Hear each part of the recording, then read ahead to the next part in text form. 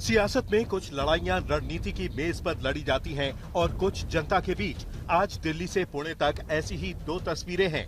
दिल्ली में बीजेपी अध्यक्ष नितिन नवीन एक के बाद एक रणनीतिक बैठकें कर रहे हैं। नई टीम, चुनावी तैयारी, संगठन का विस्तार और जमीनी नेटवर्क को मजबूत करने की कवायद। वहीं पुणे में राहुल गांधी आज छात्राओं के बीच हैं। सवाल शिक्षा के हैं, भविष्य का है, अवसर का है, लेकिन निशाना साफ तौर पर सियासी है।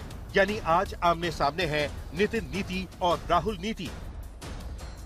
आज पुनः कांग्रेस पार्टी में सोनिया जी और राहुल जी का व्यवहार 15 अगस्त को जो व्यवहार रहा और उसके बाद CWC में जो रिजोल्यूशन 1937 के रिजोल्यूशन को पुनः पारित किया।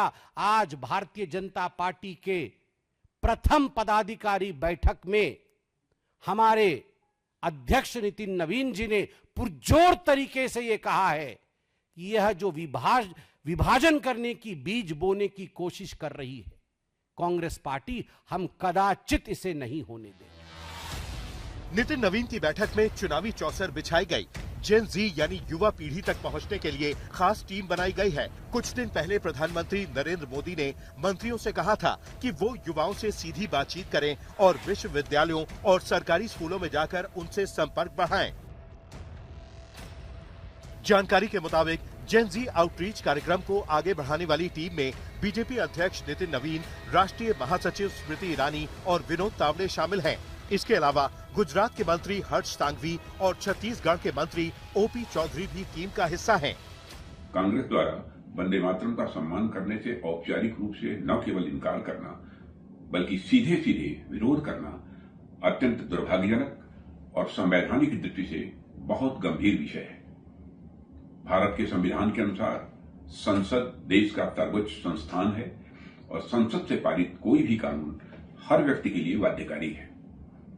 यदि कोई इसे मानने से मना करता है तो निश्चित रूप से संविधान के प्रति उसकी निष्ठा संदेह के घेरे में आ जाती है। नितिन नवीन के साथ पार्टी के पदाधिकारियों की भी बैठक हुई। बैठक में पार्टी ने युवा संवाद को प्राथमिकता देने पर जोर दिया। पार्टी आने वाले दिनों में युवा संवाद को लेकर बड़े कार्यक्रम शुरू करेगी। देश भर के वरिष्ठ नेताओं की एक टीम बनाई जाएगी। बैठक में युवाओं के साथ लगातार बातचीत और संपर्क बनाए रखने की जरूरत पर जोर दिया गया। युवा संवाद के लिए अलग अलग टीमें बनाई गई हैं। इन टीमों को तैयार करने की जिम्मेदारी बीजेपी के युवा मोर्चा को दी गई है। बीजेपी अब ये तय करने पर ध्यान दे रही है कि 14 साल और उससे ज्यादा उम्र के युवाओं तक कैसे पहुंचा जाए।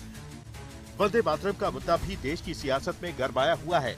बीजेपी ने आज वंदे मातरम के सम्मान और उसकी ऐतिहासिक विरासत की रक्षा के संबंध में एक अहम प्रस्ताव पारित किया। कांग्रेस को घेरने के लिए विशेषकर युवा पीढ़ी के बीच जागरूकता का अभियान चलाया जाएगा ताकि 6 पदों वाले पूर्ण राष्ट्रीय गीत और उसके इतिहास को विस्मृति में न जाने दिया जाए और आने वाली पीढ़ियां समझ सकें कि वंदे मातरम के साथ भारत की स्वतंत्रता, संघर्ष, बलिदान और राष्ट्र जागरण की कितनी गहरी स्मृतियां जुड़ी हैं। एक तरफ नितिन नवीन युवाओं के जरिए चुनावी चौसर बिछा रहे हैं तो दूसरी तरफ राहुल गांधी ने भी युवाओं पर दांव लगा दिया है। आज राहुल गांधी के पास छात्रों का मुद्दा है, युवा संवाद है और सत्ता से सवाल पूछने की कोशिश। कोटा से शुरू हुआ राहुल गांधी का अभियान देहरादून, प्रयागराज और अब पुणे तक पहुंच चुका है। शुरुआत में ये अभियान नीट परीक्षा में पेपर लीक, परीक्षा में गड़बड़ी और CBSE बोर्ड परीक्षाओं की समस्याओं को लेकर शुरू किया गया था। बाद में इसमें शिक्षा से जुड़े दूसरे मुद्दों को भी शामिल किया गया। इनमें स्कूल की शिक्षा, प्रतियोगी परीक्षाएं, महंगी पढ़ाई और देश में बढ़ती बेरोजगारी जैसे मुद्दे शामिल हैं। इस देश का मुद्दा क्या है? नौजवान, नौकरी, पेपर लीक, छात्रों पर हिंसा। इस देश का मुद्दा क्या है? अयोध्या में चंदा चोरी, घर घर से चंदा चोरी। इस देश का मुद्दा क्या है? Ethanol, E20। इस देश का मुद्दा क्या है? चीन घुस रहा है अरुणाचल में। हम देश के मुद्दों की बात करेंगे। नरेंद्र मोदी का मुद्दा क्या है? मेरे को 25 साल हो गए मेरे राजनीतिक सफर में, भैया करो अपना सफर। देश सफर कर रहा है आपकी सफर की वजह से। ऐसे में सवाल सिर्फ इतना नहीं कि कौन ज्यादा सक्रिय है, सवाल ये है कि किसकी रणनीति ज्यादा असर पैदा कर रही है। अब फैसला वक्त करेगा। नितिन नवीन की रणनीति भारी पड़ेगी या राहुल की गूंज राजनीतिक असर पैदा करेगी।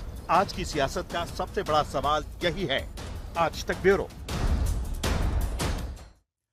और अब हम दंगल की शुरुआत करें उससे पहले उन सवालों पर डालते हैं नजर जिनके इर्द गिर्द आज की हमारी बहस रहेगी। केंद्रीय सवाल नंबर 1, युवाओं के बीच किस पार्टी का चलेगा सिक्का?